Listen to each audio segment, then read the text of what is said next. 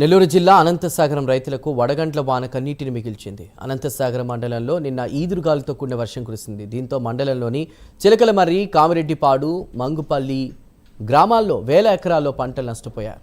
ఇక మొత్తం 2300 ఎకరాల వరి పంట, 350 ఎకరాల పత్తి పంట పాడైందని అధికారులు ప్రాథమికంగా అంచనా వేశారు. చేతికొచ్చిన పంట నష్టం వాటిల్లడంతో కూడా ప్రస్తుతం రైతులు ఆవేదన వ్యక్తం చేస్తున్నారు. ప్రభుత్వం తమను ఆదుకోవాలని వారు వేడుకుంటున్నారు. అలా ఈ వరి పంట కోత టైం అయింది.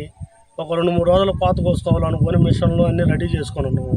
నిన్న సాయంత్రం 5:30 పైన మబ్బులుగా ఉండి రాత్రి 7:30 స్టార్ట్ అయ్యి 8:30-9 లోపల అకాలమైన భయంకరమైన వర్షం ఒడిగళ్ళతో స్టార్ట్ అయ్యి పైరు మొత్తం దెబ్బతీసేసింది. నోటికాడికి వచ్చిన పంట చేతికి దక్కకుండా పోయింది.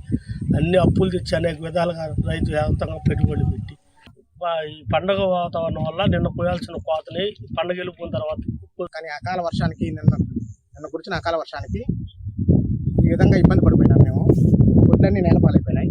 మా చుట్టుపక్కల మా మంగుపల్లి గ్రామంతో పాటు చిలకలమర్రి, కామిరెడ్డిపాడు గ్రామాలు కూడా ఈ వర్షానికి బాగా ఇబ్బంది పడిపోయినాయి. రైతులందరూ బాగా ఇబ్బంది పడిపోయినారు.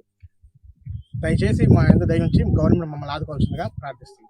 మాకు సార్ ఎలా అయిపోయింది, మాకు నిన్న కొయ్యాల్సిన పంట దానివల్ల మేము